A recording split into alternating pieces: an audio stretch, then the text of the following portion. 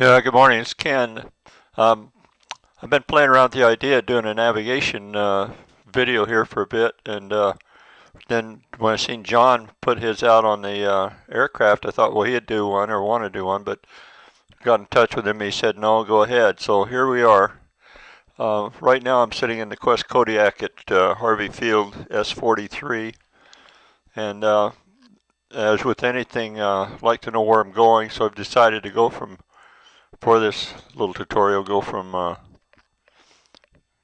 S43 obviously up to Darrington, and we're not actually going to leave. I'm just going to set up the navigation side of thing the way I see it. So what I want to do is go over here to flights, flight planner. Now you can do this. I do this either off of flight planner or I go into plan G, set it up there. But so we want to go to leave S43.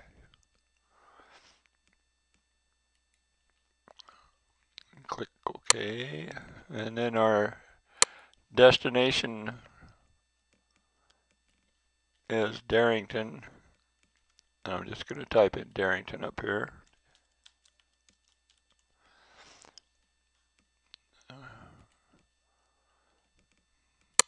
Doing okay there, and then come down and do a find route. This mountain range right in here, it'd be a climb from about 200 feet in Snohomish up to over 8,000 feet, and then drop back into Darrington again, unless you wanted to circle the place up there like a bald eagle.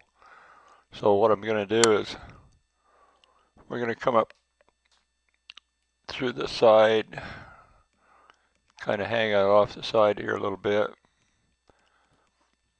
I mean, you can go any way you want, really, but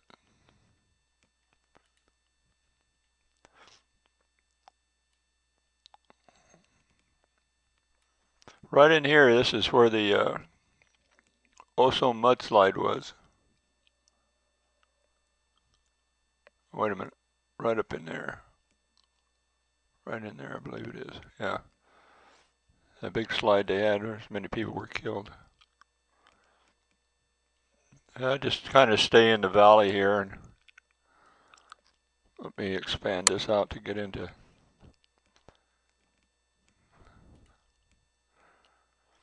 We're setting this up as for a GPS flight.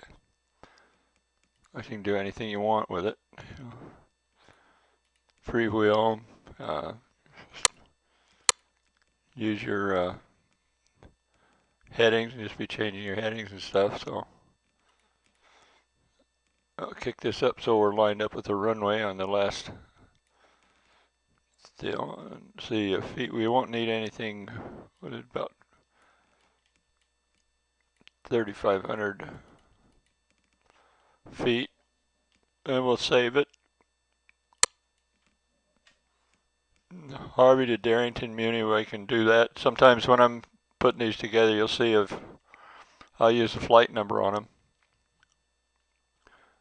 So we save it, and then take a look at the nav log. We're all familiar with these nav logs. And then go ahead and hit OK, and no, we're already at the departure point, so that's it. Well, there we have that part of it. Our next little adventure here is looking at it, making sure we got everything in the on the plane. So I'll just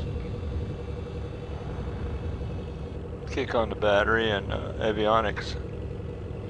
You'll see that all the screens are there. They take a second to warm up. There we go. The one we're going to be, the one we're going to be interested in here is the middle center screen of the. Come down here and click on map, and there you see our track line headed out. Dropped it right in there. One of the things, and when I do my planning, nav planning and stuff, I'll set up, determine what the aircraft's gallon or pounds per minute of use is, and then get the flight time and add another 30 minutes to it. Calculate the fuel requirement from that. Pull in here a little closer.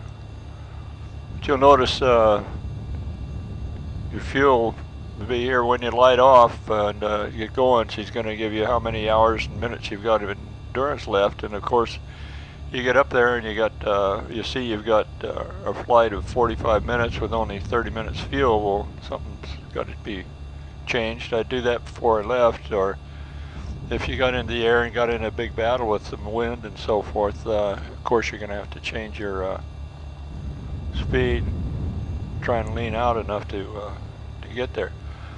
Now with the GPS system, another thing I do, I'll just take that yoke out just so I can see what's going on. Real world, of course, you just go around things. Like John pointed out, I believe he did autopilot down here, so you get, and then one other thing I want to do is set up, just in case I have to go back to hand cranking it, or maybe just putting in the heading. I'll go over here and I can write this down. Before our first heading out, you'll see it's just a 14-mile leg on a heading of 343. So I'll come over here and your heading's going to show up over here when we start working with it, right here. And dial in 343. And we wanted to use elevation. It'll be right here.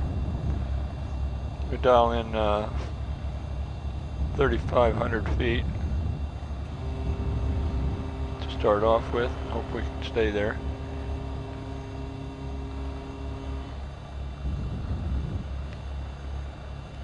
While we're in this screen, you'll see the S43 waypoint 1 tells you how many miles and the bearing.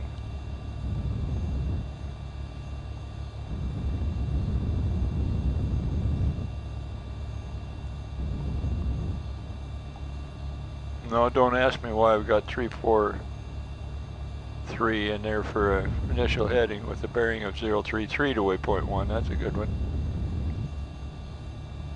Maybe we'll come back to that in video number 10.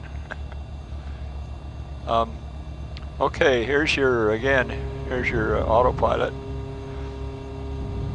You can, if you want, just push it up here and click on it. Run it up here if you need to. While we've got it here, of course you're heading. The nav button you're going to have turned on while you're using GPS. And then your altitude, of course, if you want to get up to 3,500 feet, it's a good thing to click on altitude if you want the airplane to do it. And this is your vertical speed indicator. And this right here, as you can see, up, down on your vertical speed. Okay. Just click that back down here for now. And the almighty GPS nav switch. So what you do is you light off, take off, and go up and kick on your. This is what I do anyway. I turn on my autopilot when I'm airborne. I'll flip the GPS nav switch to GPS. Turn on the autopilot. Click on nav and altitude, and you should see your plane swing around and pick up your track line.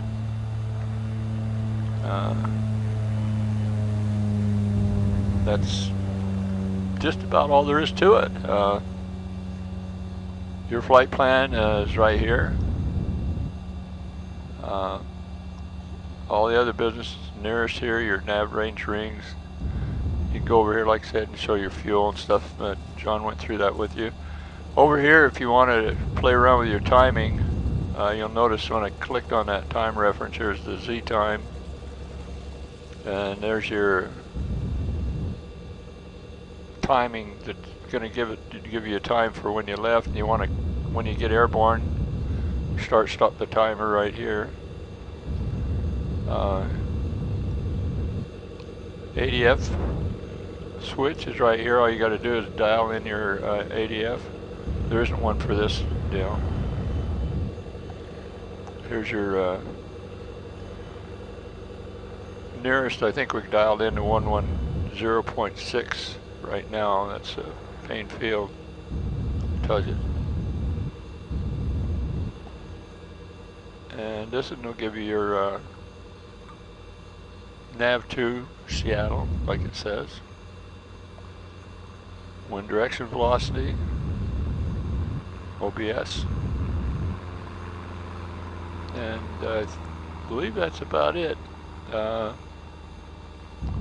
We've used the Direct 2 features before, I'm sure, on other aircraft, so there's nothing new there. But this is really one sweet system. I like it very much. You can set in your heading, change your heading here, or altitude down here. Your nav, this is all for your communication system. You can see you can change these and then just switch your comms right there. And this is your nav 2. You just click on here for nav 2. And that'll give you that.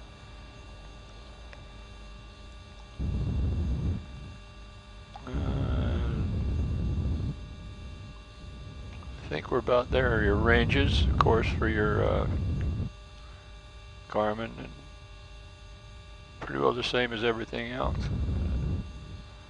That's what I use, and basically that's how I do it. Pretty straightforward. Just getting bugs out of it for me, and I'll put your yoke back on there. You can, I think. There it is. So that's about it, guys and gals. I hope you enjoyed it, and talk to you later.